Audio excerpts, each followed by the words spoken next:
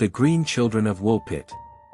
The legend of the Green Children of Woolpit starts during the reign of King Stephen, in a rather tumultuous time in England's history called the Anarchy, in the mid-12th century.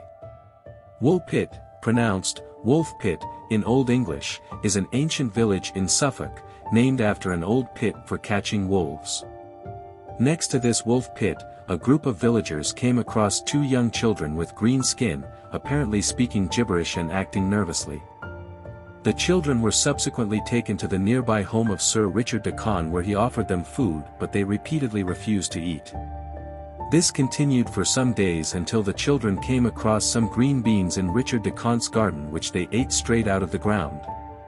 It is said that the children lived with Richard de Conn for many years, where he was able to slowly convert them over to normal food.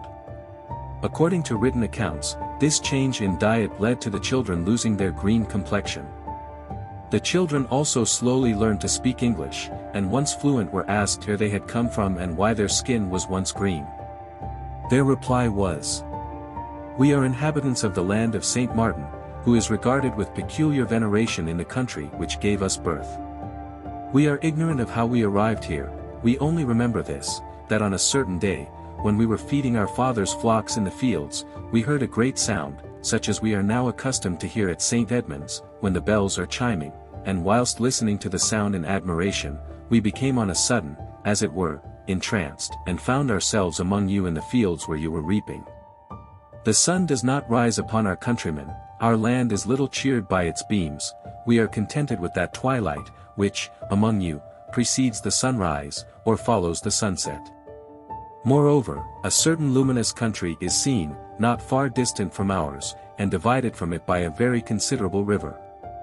Shortly after this revelation, Richard de Conn took the children to be baptized in a local church, however the boy died soon afterwards through an unknown illness. The girl, later known as Agnes, continued to work for Richard de Conn for many years before marrying the Archdeacon of Ely, Richard Barr. According to one report, the pair had at least one child. The mystery of this enigma has spanned centuries, and there have been a couple of theories about where they came from and who they were. One such theory states that they could have been descendants of Flemish immigrants who had been persecuted and possibly killed, and they wandered into Woolpit. Some believe they came from a city within the earth, giving credit to the hollow earth theory.